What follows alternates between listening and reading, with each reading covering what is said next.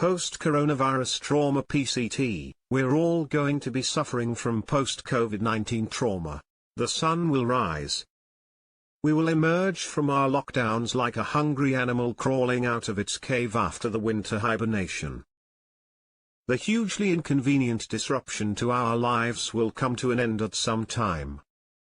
But the massive fallout will linger a lot longer than the fairly sudden stop to just everything we were familiar with. Whilst economists will argue whether we now have a recession or depression, the world will go into a long reawakening after the social and economic devastation caused by a tiny unseen virus. We can be assured that life will continue, but things will not be the same again. We will all emerge into a battered and bruised new normal. What will things be like when this is all over? Will things snap magically back into place? No.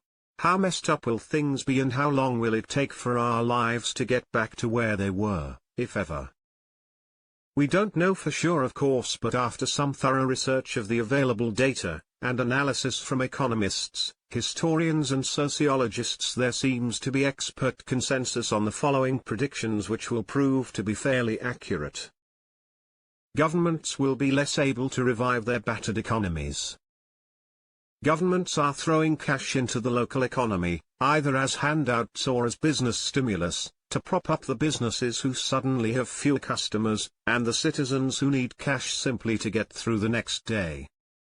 The situations will be very different around the world, but all governments, some already with high debt ratios, will be less capable of stimulating their local economies than before. Remember, interest rates, almost everywhere, were at historic lows, and the world economic growth, even before all this disruption kicked in, was fragile at best. Xenophobia and introspection. China will be blamed for the pandemic. Whether people feel inclined to point the finger at Chinese officials, people eating wildlife from a wet market in Wuhan, Chinese doctors, or the entire Chinese population, there will be a powerful blame game as Western governments, who largely failed to act early after months of clear and present warnings, will try and deflect blame. Their responses will also be reflected in coming elections. Meanwhile, the world's governments will be focusing on reviving their local economies and less concerned about broader world trade issues. The need to stimulate their own backyard will become an economic necessity, and there will be commensurate rises of nationalism and xenophobia to stoke the local fires and spur on national action. Some of this will get ugly. Conspiracy theories will abound. There's already plenty of this nonsense circulating. The way we work and interact with each other will be different. We are social creatures.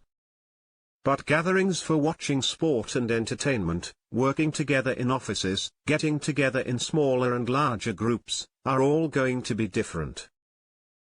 Whilst many businesses have continued to function with their employees working from home, there will be some that found new efficiencies in that arrangement and will continue to work that way.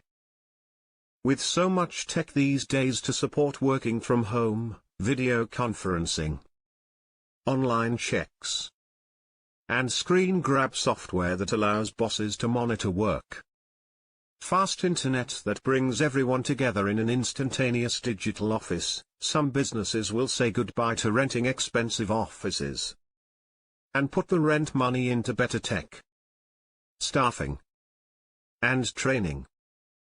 Workers will wonder why they spend hours commuting to work when they could get 2 hours or more of their lives back every day to do useful things, like spending time with family or doing some extra work. For example, starting a side hustle or work-from-home business to supplement income and gain greater independence. Of course, that situation isn't going to work for all businesses and their employees, but for many it will, and there will be more people working remotely in the future for sure. Up close and personal will be replaced with notions of greater personal space. More people will wear face masks, indeed they may become a fashion accessory.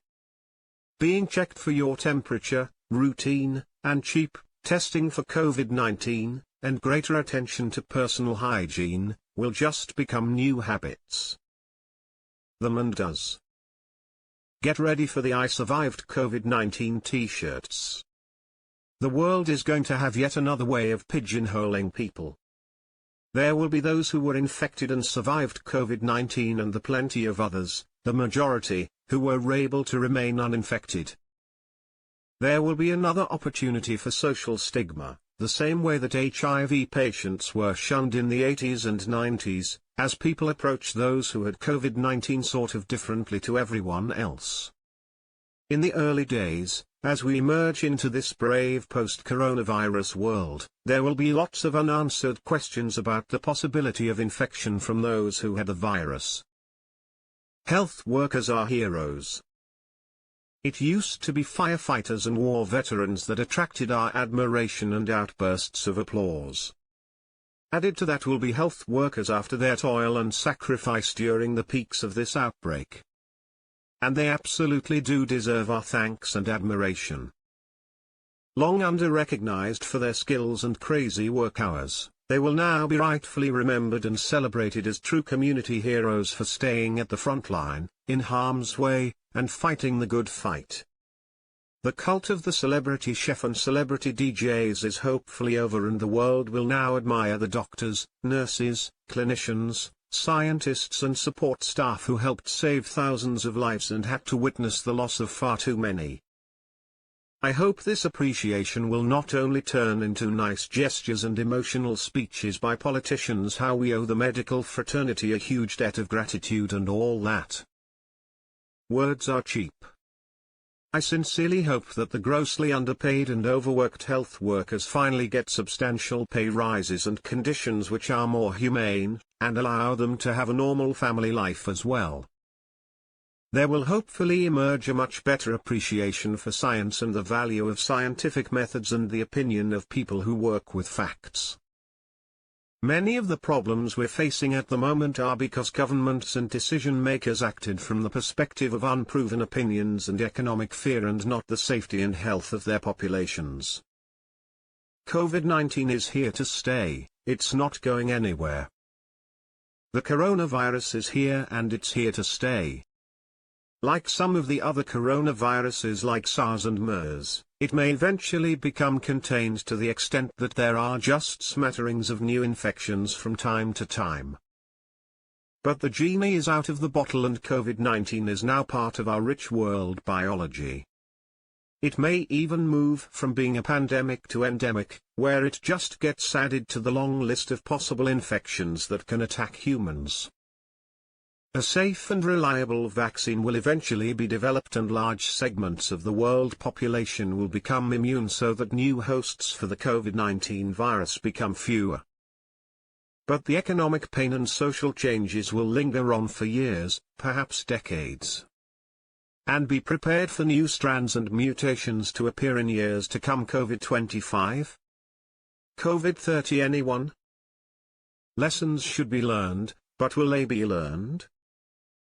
A new pandemic emerges every decade or so.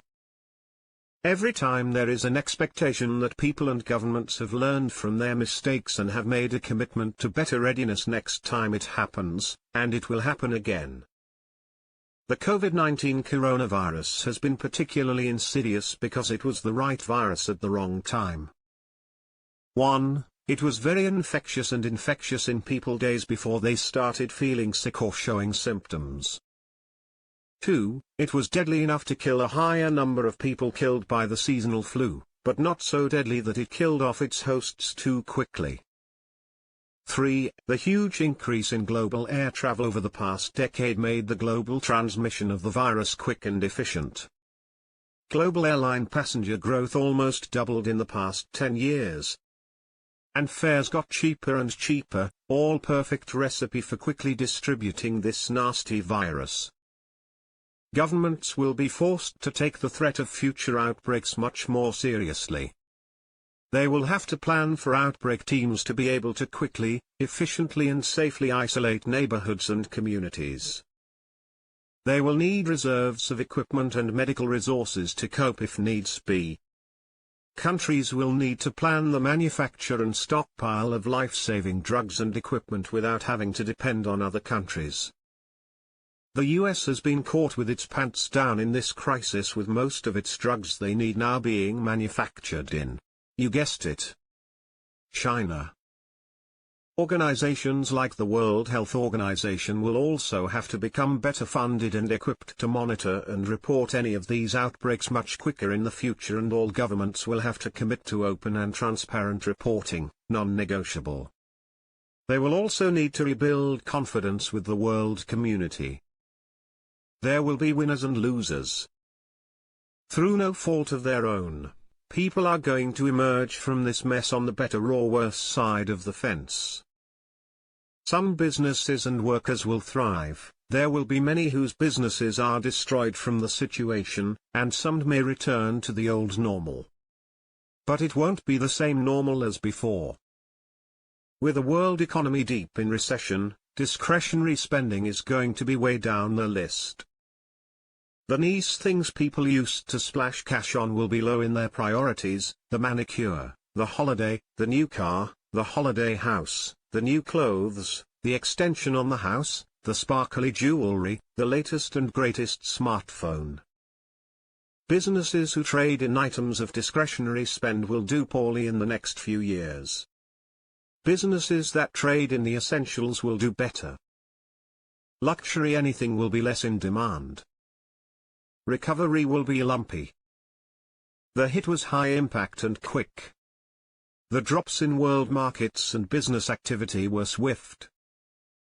However, the recovery is expected to take years. Most economic experts are talking about a slow and ponderous recovery back to economic health, international, nationwide and personal. And the virus won't suddenly disappear. Whilst there will be slow reopenings and loosening on restrictions, it will only take a few new cases to emerge for another local lockdown again. Governments will be keen to keep the lid on new outbreaks because they've experienced the economic pain of widespread outbreaks. When will this be over? Impossible to accurately predict, and much will depend on how carefully and skillfully governments let people get back to work, restart the engines and monitor any new outbreaks. Even the most optimistic Western politicians are admitting a June date at earliest to get the engines of economy started up again. Others are predicting that the rest of 2020 and even most of 2021 will just be a long, slow clawing back to normality, albeit a new normal. One way or the other, there is still a lot to learn and a long way to go before the new normal emerges. But eventually it will, and we will adapt to it. Humans always have, and always will adapt to new circumstances.